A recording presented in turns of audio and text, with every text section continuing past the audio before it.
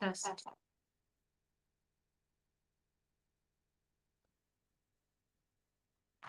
And try to look at. Yeah.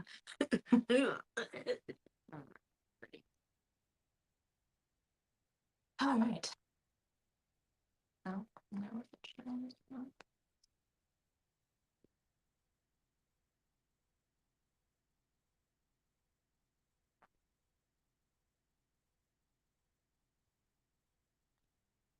Hello, everybody. Looks like we're waiting on some people to get here. Hope everybody is doing well today. We're going to give it just a few minutes before we get started. But if you don't already know, in this Q&A, or I'm sorry, in this live stream, we're going to have a Q&A section on our candle waxes. So if you have any questions at all about the candle waxes that we sell, it can be technical questions, product questions, anything like that. We want to try to answer those questions for you today. And I'm Blair, but I do also have our office manager, Kat, in here with me today. Hi, everyone. She is in charge of our customer service, and so you'll probably have talked to her on the phone before. But she's also pretty knowledgeable about our candle waxes and everything, so I wanted to have her join me today. So we are just waiting on a few more people to get in here before we get started. Let's see.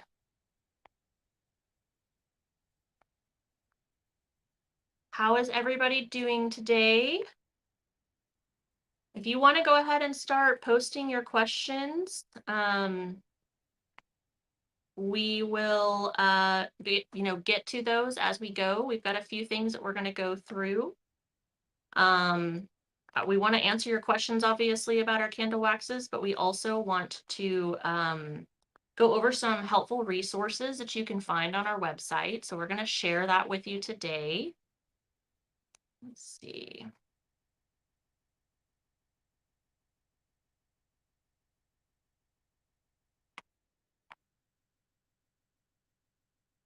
Welcome in, everybody. I'm seeing people join. Oh, okay. It's saying that you can't hear us. Interesting.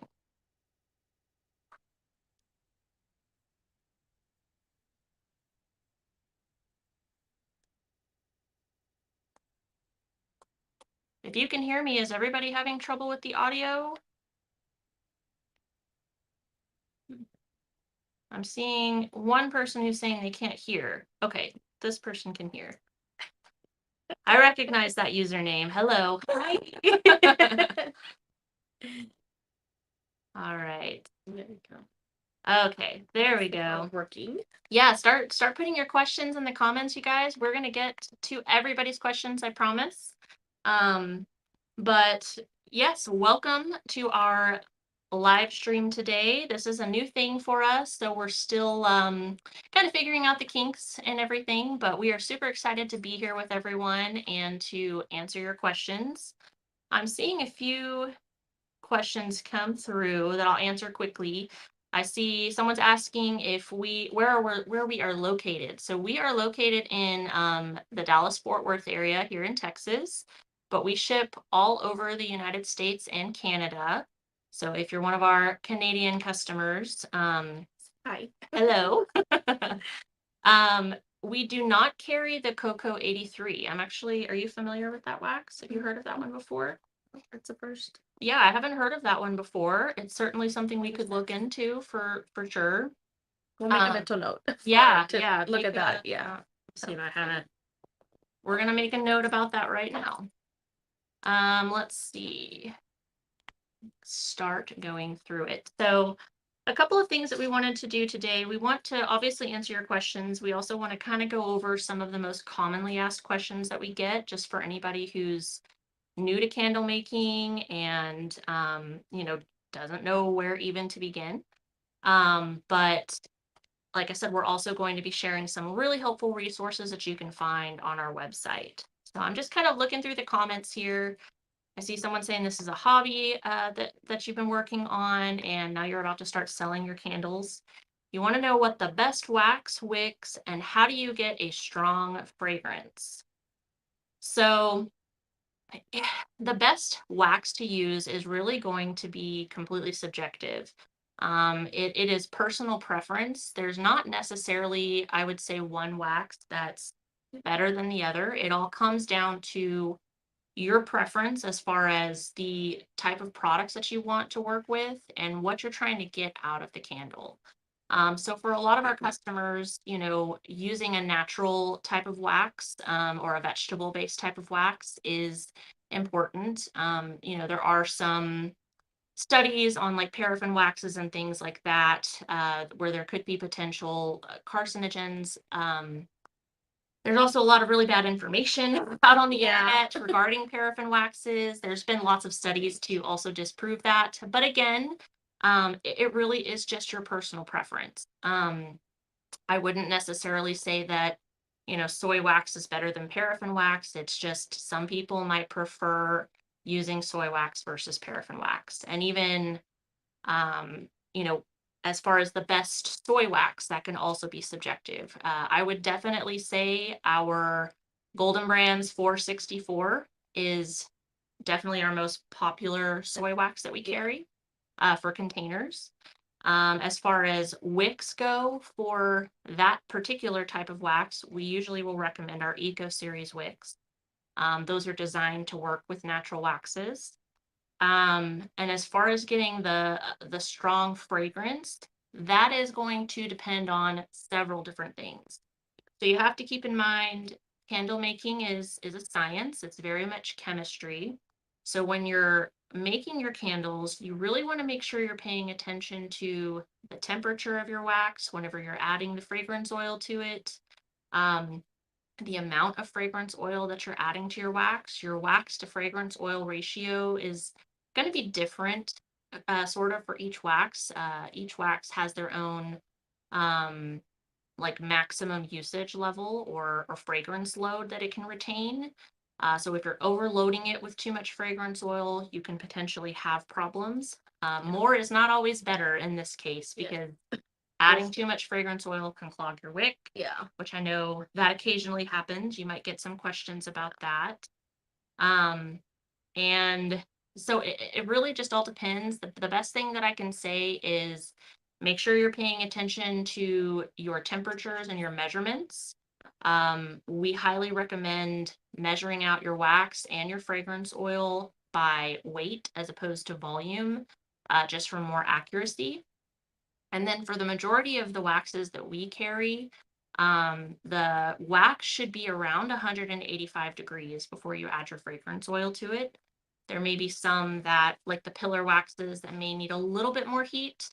But for the most part, the 185 degrees Fahrenheit is going to be the ideal temperature. You also want to make sure before you test burn your candles, your melts, whatever it is, let them cure for several days. Allowing your candles to cure before you test burn them is going to allow the fragrance oil to kind of spread out in the candle is the best way to simply describe that. Essentially you want the fragrance oil to be completely dispersed in the candle so that it gives you your strongest scent throw.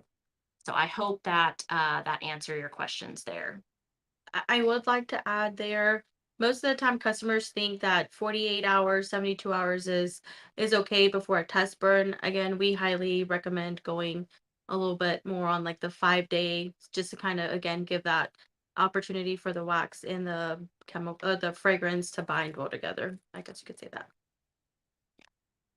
Okay, so let's get to another question here. I'm going to try to post some of these on the screen. We've got Teresa here saying, she's from Tyler. Hello. Hi. I went to high school, or not high school, college in Tyler, so I am very familiar with that area. She says, I love 494 for my wax melts, but when I decide to start making candles, what's the best for keeping it soy only? Again, I can't necessarily say that one wax is better than the other, but certainly the Golden Brands 464 is our most popular soy wax. I know for ease of use, the Nature Wax C3 is also super popular. Some of the Golden Brand waxes can be a little bit fussy, meaning they can kind of, get craters, sinkholes. A lot of them will set up a little bit rough on top, so you have to go back and either do a second pour or hit it with a heat gun to get that nice smooth finish. If you want a less fussy wax, the Nature Wax C3, I don't typically have to do that with. It's not necessarily as popular as the 464, but it's pretty high up there for Yeah. our soy waxes. So if you want a really easy soy wax to work with, that's definitely one that I would recommend. All right, let's see what else we've got. We've got, I hope I'm pronouncing this name right, Zara, saying, I make freshies, but I'd love to learn to make candles as well. What products would I need to buy to get started? You want to talk a little bit about that? Yeah, so we actually have some very great options as far as like starter kits go. We have a paraffin option and a soy option. Typically, the soy kits already come, or the kits themselves already come with plenty of wax, jars, wicks, all the things that you need to kind of get started. It also comes with detailed instructions, how-to guide on how to do it, and then obviously customer service. We're always available to answer any questions you may have and kind of help guide you through that process. But yeah, definitely I would start off with the starter kits. I think that's probably the cheaper option, but also the most efficient as well as like you can still choose your own fragrances, purchase sample sizes, and then use those instead of the ones that come in the kit. Yeah, it's a really good stepping stone before you make that big jump to a larger investment, purchasing, all of the items individually. So, if you haven't made candles at all, that's a really great option. Once you get a little bit more experience, or if you really feel like you're ready to just dive in head first, we do sell all of the products that come in the kits individually. It is a little bit more customizable. So either way is good, but definitely if you haven't made candles before, the starter kits are a really great stepping stone to get to the purchasing the bulk quantities, the cases of wax and things like that. I hope that answers your question there. Let's see here. We've got a couple more questions. Do you sell non-soy or paraffin wax? All of our waxes are going to be some sort of a soy or some sort of a paraffin. We do have a couple of blends. We have the IGI 6006, which is a paraffin soy blend, but obviously that's still going to be both soy and paraffin. I'm not sure if, and this was coming from, I can't post it on here for some reason, Sinful Burns Candle Co. Um, we don't have anything like that's just a straight coconut wax, or I know apricot wax is really popular. Or if you're looking for gel wax or anything like that, we don't sell anything that would fill any of those types of voids. But we're always looking to improve our product line. So we've been researching different types of waxes and everything to see what's trending out there to make sure that our customers have access to the products that we need. So if there's something new out there that you're looking for, if we don't see it in the comments today, it's always a great idea to let our customer service team know, because they're going to pass that up the line to our product development team. And, if it's something that we start getting a lot of requests for, we start looking at it a lot more closely. So I'm seeing some questions about like apricot and coconut waxes and everything here. So we did have the Nature Wax C6, which was a soy coconut blend, which has been discontinued, but we are working on a replacement that should hopefully be here later this month. So that is on its way. Okay, so the next question here I'm seeing from Brooke Burns, 1996, is what is the best wax for wax melts? We have a couple of options actually. If you're looking for a really good vegetable-based wax or soy wax for your melts, the Golden Brands 494 is really popular. We brought that one in a few months ago to replace the what was it, the Golden Brands 416. Yeah. Has a little bit better performance as far as scent throw and everything goes. I think it's a little bit more firm than the 416 was too. So that's a great option for soy wax melts. And then if you're looking for a paraffin wax to use for your tarts, we've got two options. I would say the IGI 4794 is usually the preferred wax that we recommend. It's really easy to work with. It holds an ounce of fragrance per pound and has a great scent throw. And then we also have the IGI 4826, which is a tart wax as well. It does hold a little bit more fragrance oil. However, it has a higher melting point. I want to say it's like in the 148 range or something like that, which we can look that up for you. But what we like about the 4794 is that it has a lower melting point, closer to 130 degrees. So when you're putting it in your warmers and everything, it tends to have a little bit better performance for those types of wax, or for those types of warmers that may not get quite as hot as some others. So I hope that answers your question there. Let's see. Got that question. Do you carry liquid colorant? We do. This is also from Brooke Burns, 1996. We do. We have liquid candle dyes. They're highly concentrated. We sell them in a 1 and a 4 ounce bottle. And like, to give you an idea, for a light to medium shade, that little 1 ounce bottle is going to do about 100 pounds of wax. So a little bit goes a long way. You can also use our liquid candle dyes for things like coloring aroma beads to make freshies and things like that.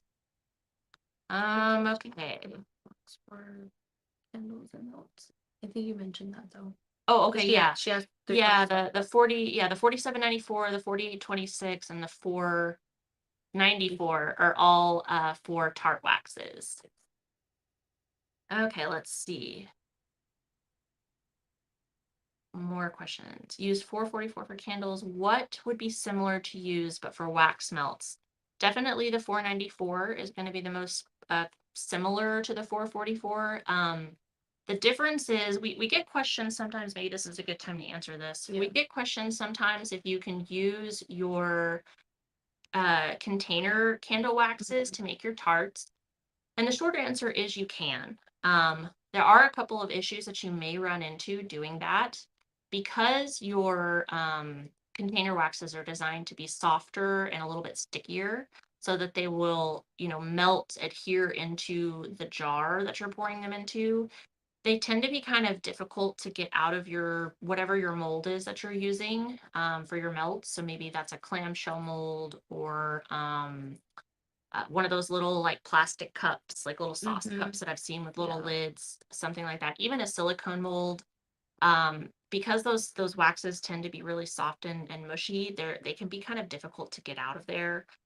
So there are plenty of people who do it. Again, it's all going to come down to your personal preference. But typically you won't get that kind of a recommendation from us if you're asking for a wax recommendation that you can use for both container candles and tarts.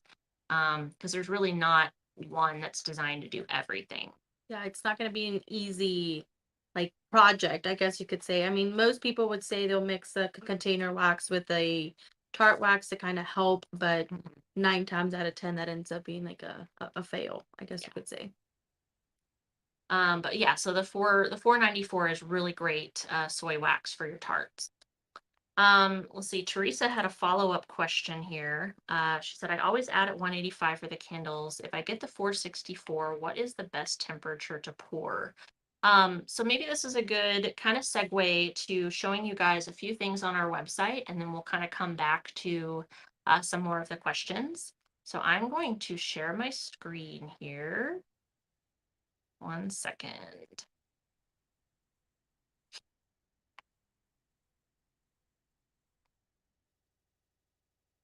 We're going to choose.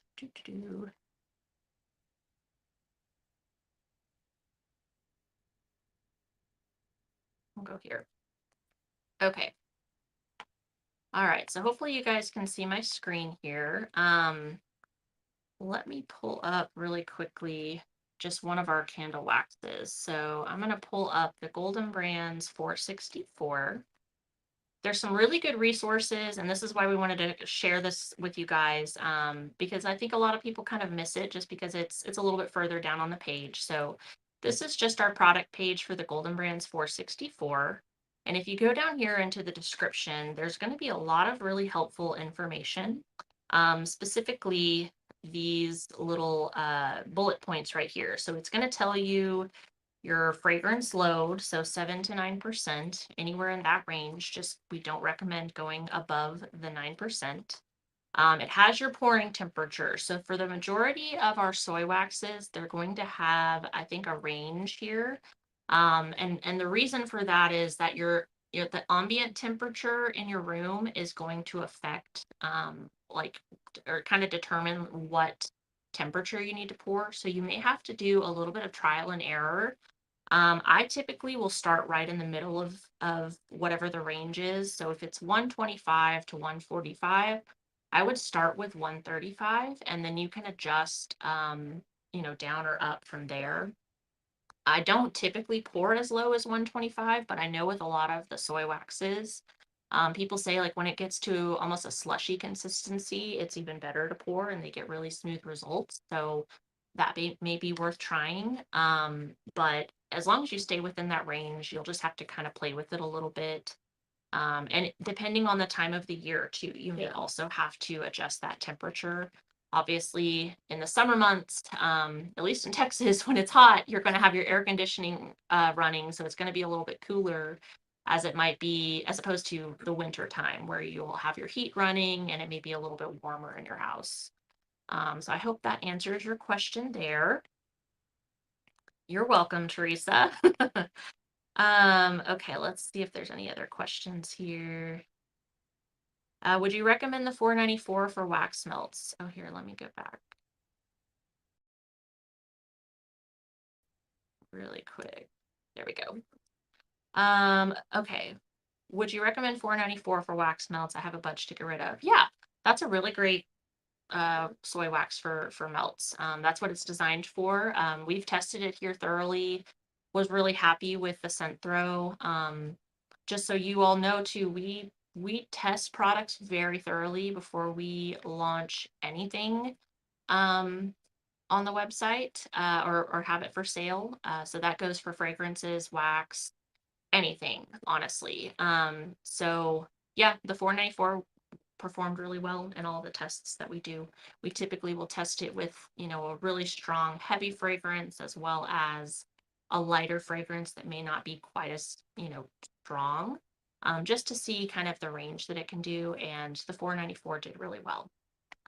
Got another question about the replacement for the C6. Not sure if you saw, we kind of answered that a little bit earlier in the video, but we are working on a replacement for it. Should be here later this month. So look for an announcement on social media, email, text message, all of that, because we will have that available for you guys, especially right before peak season comes. All right. Let's see. We're melting in Dallas. We sure are. Melting in Dallas? Oh my gosh, it's so hot. I know. Texas has been hit with this heat wave recently, and it's been like 108 degrees for 5 days in a row. So it's been warm. Okay, I want to go back to our website here and share some more information with you guys. Let's see. All right, so going back to this, let me back up a page. I want to go over just some of the resources here because I think that a lot of this just ends up being missed. So all of this information you can find right here under our Candle Making University. We do get questions about this if it's something that you have to pay for or something like that. These are all free resources available for anyone and everyone to use. So under our Candle Making University, we have, let me back up here. So we've got Candle Making University, and this is the Candle Wax Informational Guides.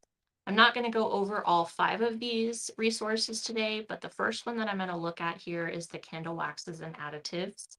And this may be more for beginners versus seasoned candle makers, but just in case, this is going to talk to you about different types of candles and like the different waxes that have different applications. So not every wax is created equal, especially with the paraffin waxes. They have a purpose. They're designed with specific characteristics that are going to make the wax or make the candle perform in a certain way.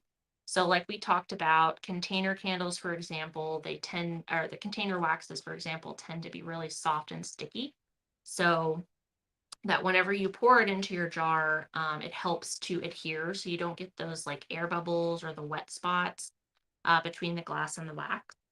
So container waxes are just really sticky, and that's why they're not always the best for making things. Any kind of candle that we poured into a mold, you'd have a really hard time getting a container candle wax out of a pillar mold, for example, just because it's going to be so soft and sticky. Just make sure there's any other questions coming through. All right. Okay, so going back to this, we've also got the votive candle waxes. So we have two paraffin votive waxes, the 4794 and the 4671, the low shrink, 4761. 4761. Those numbers are kind of hard to get right sometimes. Votive waxes and pillar waxes are going to be very similar to each other. They're a more firm wax than a container wax would be. They're also designed to shrink. So whenever you pour the wax into your mold, as it cools, it's going to shrink up and pull away from the sides of your molds. And that's just to make it easier to get out of the mold. So that's kind of both covering pillar and votive waxes. The votive waxes are just a little bit, they shrink a little bit less than the pillar waxes do. But they're both going to essentially kind of behave the same. And then we do also have specific waxes for making things like tarts. We already talked about the 494, the 4794, and the 4826, which are all our tart waxes. These are not going to shrink like the pillar or the votive waxes would. They do shrink a little bit. You can even kind of see in the picture that's here, like the center of this little tart has kind of sunken in a little bit. You're still technically pouring it into a mold, so it does need to shrink just a little bit to get it out, but they're not going to shrink the same way that the pillar and the votive waxes do. We also do have some different additives that you can use. We have this paraffin-based product called Vibar that you can add to like the base paraffin waxes, for example. So like the 1230 and the 2281, those are just going to be your plain Jane. There's not a whole lot of anything, any kind of additives making that wax behave a certain way. And Vibar is meant to improve your scent throw as well as the finish. Yes. So we have two different ones to use depending on the melting point of your wax. You can also use Vibar in your soy waxes. However, just be aware that it is a paraffin-based product, and I know some people are trying to keep paraffin out of their candles, so just keep that in mind. Let's see here. I love your fall fairy tale scent and have a perfect vessel for fall, but I always get confused on the amount of oil to add to make a fairly strong scented candle. And that comes from Halo Design 19. If you can share like the type of wax that you use if you purchase it from us, or if it's one that we carry, we can certainly give you that information. I'm not sure if you just joined or anything, but we did show on our website under the product description for each of our waxes, it's going to give you the maximum fragrance load for each of them. We're also going to show you a resource where everything is all in one place, so you don't have to go look at each of the individual waxes. But yes, if you want to share that information in the comments, Halo Design 19, then we can look that up for you. Okay, and then the last of the additives here is our UV stabilizer. So fragrance oils, especially if they're more dense or darker, not more dense. Some of the fragrances, they range from like a clear to a dark amber color. So blueberry cobbler, for example, is going to be a very dark amber color. And it may not, affect the candle, the color of the candle whenever you make it, but as your candles sit under any kind of UV light, like even like the lights that are here in the lab, whether it's inside or outside, it's, it can be UV light. It can kind of discolor your candles over time. So this UV stabilizer, it just takes a little bit to use, recommended a quarter to half a teaspoon per pound of wax, and this will help keep your candles from discoloring from UV damage. So that is the information about the just the usage, or not the usage guide, the guide to waxes and additives. Obviously a very helpful resource as well. Oh, we've got a question about the UV stabilizer. Let's see. I don't add any color to my soy wax. I had some wax melts that contain vanillin and they turned yellow when exposed to sun. So yes, two things that you should use for that. Do you want to answer this? I'm kind of talking the entire time. No, I'll you're let you fine. answer. Okay. We have the UV stabilizer. I definitely recommend, if you're not adding any color to your candles, the other additive that I would use is our whitening powder. It's not necessarily like a white dye, so it's not going to turn your candles bright white. But it's a product called titanium dioxide, and it counteracts any yellowing that you may get from your fragrance oils. So if you're having that issue and you're not adding any dye, I would recommend using both the whitening powder and the UV stabilizer to combat that. All right, let's go here really quick. Let's see. Let me go to my next article here that I want to share with you guys. And that is going to be this one. Okay. So this next resource that I want to share with you guys is the heating and pouring. So this is how to heat and pour wax for candle making. So basically, the information that you're looking at on the product page, a lot of that's going to be here. The only thing that we don't have listed under here is the fragrance load. So there's a couple of other places you can get that. We'll show you one other, but you can also get it on the product page.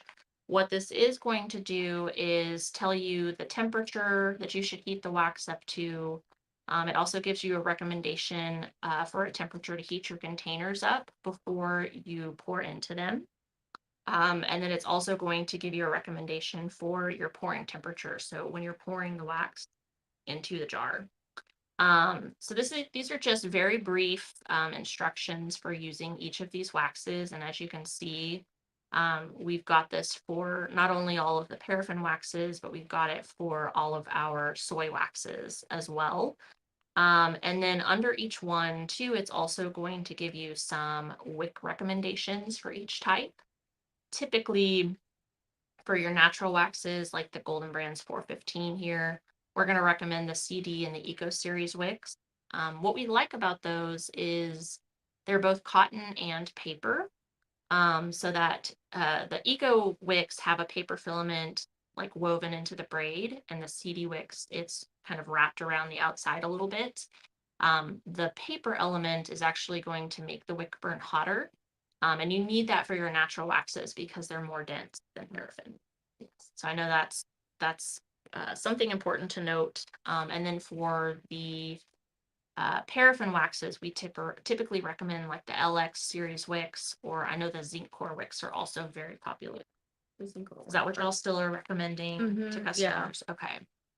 Yeah, so this is just a really good resource if you want to look at them, kind of all in one place. Again, the only thing that's really not going to be on here for each wax is the recommended fragrance load. Let's see.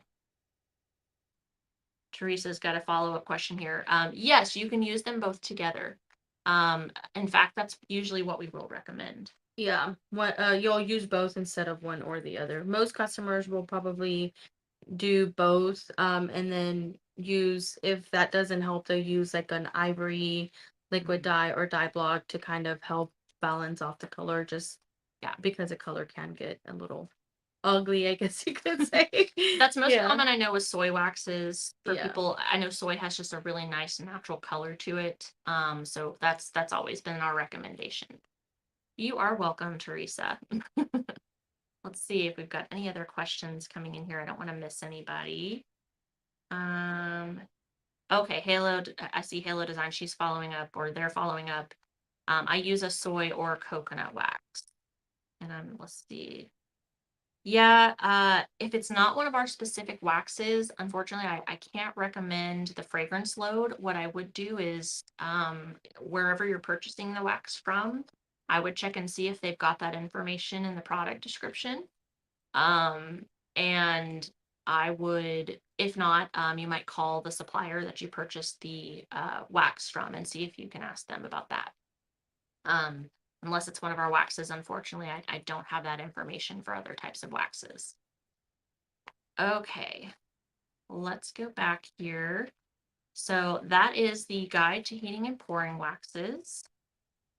And now we're going to go to the different guides for choosing either a soy or a paraffin wax. So let me get it here. Okay. So this guide is specifically for choosing one of our soy waxes. So we've got some information about the benefits of soy waxes, and then some of our most popular waxes for different applications. So we have um, popular waxes for container candles and for tea lights, which is essentially the same thing. A tea light container is a, uh, container basically. And then information, a lot of details here actually about each of the individual waxes. So it's going to tell you, the type of wax that it is, your melting point, the maximum fragrance load, suggested pouring temperature. It'll tell you a little bit about the appearance of the wax, as well as the usage and some wick recommendations. So that's going to be available for all of our waxes. And again, this is under the Candle Making University, and this is our guidelines for choosing a soy wax. So it goes all the way down, gives you information about every single one of the soy waxes that we carry. And it is also broken down into the brand. So we've got like our Golden Brand waxes are up at the top, and then our nature waxes here. Unfortunately, the C6 has been discontinued. I think we've just kind of left it up on the website just until we've run out of it. So that will likely be removed soon. But yeah, this is some really helpful information. Again, it's kind of all in one place. It's designed to just make it as easy for you as possible to find that information. And most of this information will be found on the product page as well, just not the, it's pretty much all this information right here is there, or I guess, yeah, part. There we go. I would like to add, most of the time when customers do call in and ask for recommendations, typically we will fall back on this page just because there is a lot of misinformation all over the internet, and customers will be like, well, I heard this or this from this group, or or from this place. But again, these recommendations are typically what we would work with and what we've done in our lab, and what we have found works best for that particular product. So that's really helpful. Just information to have, and you can click these buttons to go straight to each product just to make it easier. So when you're ready to actually, put a wax in your cart, it's right there, ready to go. Okay, and we do have a similar resource for our paraffin waxes. So let me share that with you guys. That's going to be this one. So same thing here. It's not quite as detailed as the soy. This actually needs to be updated a little bit, but it's still got a lot of really helpful information. You'll be able to find your fragrance load for all of the waxes, as well as your pouring temperature. Again, for the majority of our waxes, about 185 degrees is the ideal temperature to add the fragrance oil to it. The only thing here it's not recommending that the other one did really is the wicks. But again, typically LX wicks and the zinc core is what we will recommend for paraffin waxes. You can use the CD wicks, and there are customers who really like the CD wicks in their paraffin. But we don't recommend the Eco wicks just because they tend to burn a little bit hotter even than the CD wicks do, and they're designed for the natural waxes. So we've got all that information here in one whole place for you to find the details on each of our paraffin waxes. And it kind of tells you as well what the application is. So this 4826, that's one of our tart waxes. That's specifically what it's designed for. You'll notice the 4794, which we recommended earlier, is for a votive wax, or it's a votive wax.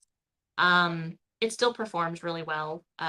Very similar to this 4826. Like I said, it's just more about the lower melting point of the 4794 that we really like. All right, so that is the guides for the paraffin waxes. And then I want to show one other article to you guys. One of the questions that we get the most often, I think, is, what's better? What's the difference between paraffin versus soy? There's a lot of debate on what's better. Again, that's all subjective. There's not going to be one that is better than the other. And this article is going to give you some information about soy versus paraffin and kind of help you make an informed decision. So it kind of quickly goes over how each of the waxes are made, what materials they're made from, and sort of that process. As you can see here on these bullet points, it's also going to give you like the properties of each of the waxes, and you can see they're pretty similar. So we have, non-toxic for soy, non-toxic for paraffin, and then, what it's made of. Essentially, as far as the emissions go from both soy and paraffin, there's not really much of a difference. Not, one is not going to be more harmful than the other or anything like that. This is not meant to necessarily sway you one way or another. Obviously, we carry both paraffin and soy waxes. It's more about trying to give you, as the customer, as much information as possible so that you can make your own informed decision with as many helpful resources as possible. So this is a really good article if you guys want to find it. It's not under, let me show you where everything is here. So we go to the Candle Making University and we've got all of these resources here. We've got the candle wax informational guides, but you can see we have like our fragrance oil calculator. We've got some tutorials, helpful videos, information about wicks, fragrance oils, dyes, really tons of helpful resources. But that soy versus paraffin article you'll find down here in our Knowledge Center, where there are some different articles. These are some from back in the day when we did our blog. And so we've got, which soap is most effective against coronaviruses, purchasing supplies, retail versus wholesale. And then this is where you're going to find the soy versus paraffin article, if you guys want to go back and read that. All right, let's see if there's any other questions coming in. Don't see anything. One thing I did want to go over is just some of the most commonly asked questions. Let me clear off this guy here. All right. So I'm just going to go over some of the more commonly asked questions that we have. One thing that people ask us is if wax has a shelf life, and the short answer is yes, it does. Paraffin typically will last almost indefinitely if it's stored properly. So you want to make sure that it's in a temperature controlled environment, it's not in direct sunlight, and it's not open and exposed to the elements where like dust and dirt can get into it. Soy wax typically has a shelf life of about 2 years, again, if stored properly. So you still would want to keep it in a nice dry place. Don't put it out in your garage, especially during the summer or really cold months, because it can affect how your wax performs. You want to read some of these, Kat? Kind of answer them as you go. You can pick one to read. So I have a question. Do I have to use a certain type of wax? The wax you choose will just depend on the type of candle that you're making. I think that is very important to note because again, customers will try to use container wax for pillar candles or for like specifically speaking like the prayer candles. We have lots of customers who do ask for those, and so 9 times out of 10 they'll use they'll want to use the candles like standalone, so that's technically considered a pillar. You wouldn't use a container wax with it because then again it's not going to be removable from the container itself. Yeah, we've had some people ask, in the past, like if there's a candle wax that does it all, and there's not, unfortunately. I wish, there were. But just because of the nature of the waxes and the different properties that they have to have and everything, there's not one that just will do everything. Let's see. We've got, my soy candles have a frosted look on top. How can I avoid this?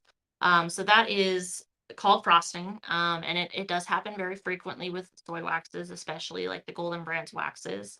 It's just kind of the overcrystallization of the wax. It looks almost like a white dusty appearance, like you could wipe it off, but it's actually a part of the candle.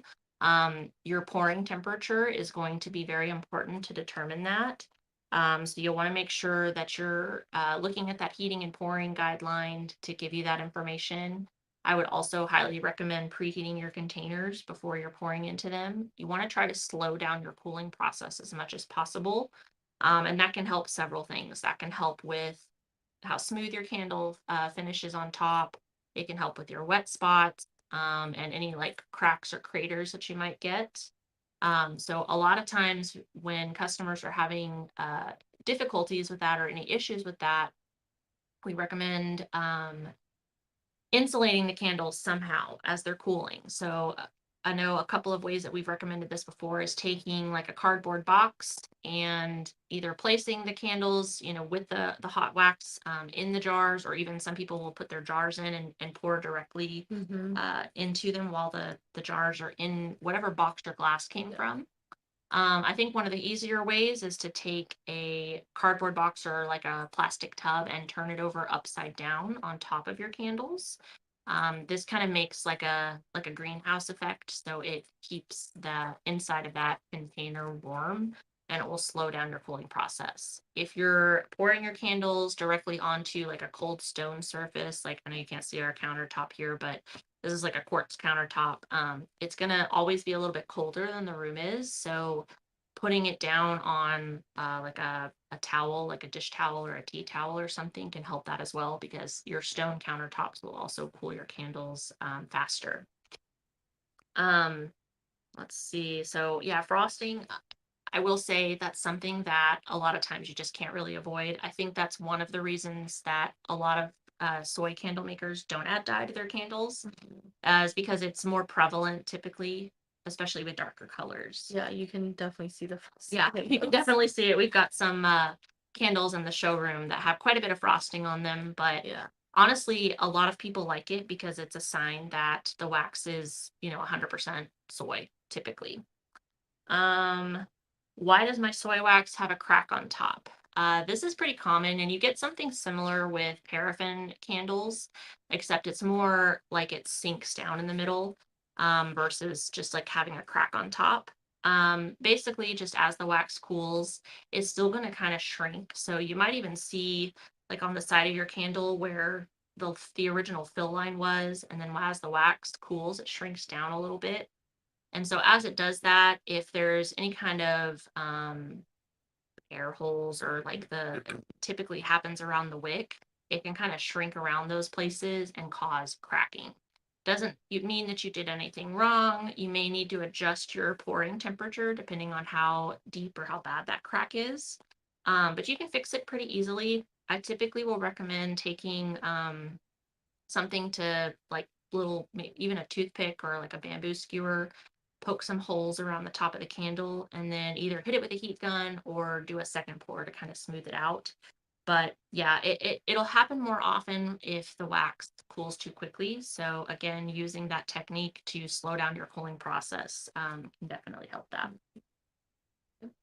Um, and then the last question that I had on here that I wanted to answer was, how do I cut my wax into more manageable pieces? Um, this is more of an issue with some of the harder waxes, like our pillar Okay. waxes. Yeah. They're really, really hard. Like you cannot break them with your hands or anything like that. My Just chunk personal, it yeah, I was next gonna to say it. my personal like favorite technique is just putting it in a bag and throwing it down on the ground. Yep. Because even a hammer sometimes will bounce off of it. So if you have some aggression that you want to take out or anything like that, go put it in a bag and The throw it on the trash ground bags. outside. Or yeah, if you get a slab, the bags that the Yeah. slab come in work. Yeah. But you can also the more elegant technique is using a box cutter and like the edge of a table. So you kind of score a line down a line of how much wax you want to break off, and then you'll slide it over to the edge of your countertop or whatever surface you're working on and just kind of break it off. We have a video of this on our YouTube So channel. funny. Yeah, I know. I still think that throwing it on the floor is probably the easiest way. I do have people that will, use like a chisel and a hammer and try to just break it that way. But yeah, that's Kitchen knife isn't always handy though. no that kitchen knife. mhm. I know we've had some customers who have asked, and I'm like, I recommend that. Yeah, not for the harder waxes. Those do work for your softer container waxes, but definitely will not help with the really, really hard waxes. All right, I'm not seeing any more questions, you guys. I want to thank everybody for joining us today. If we did not answer your question today, or you think of a question after we're done, you can absolutely give our customer service team a call, send them an email. They're all pretty knowledgeable about our products and everything. If not, they will certainly figure out the answer. They'll come to me if they need to. But yeah, they're going to be pretty knowledgeable about our products and how to use them, and can help with most troubleshooting issues. All right. Well, thank you again for everybody for joining us today. Thank Keep you. an eye out for the next live stream, and we will see you next time. Bye. Bye.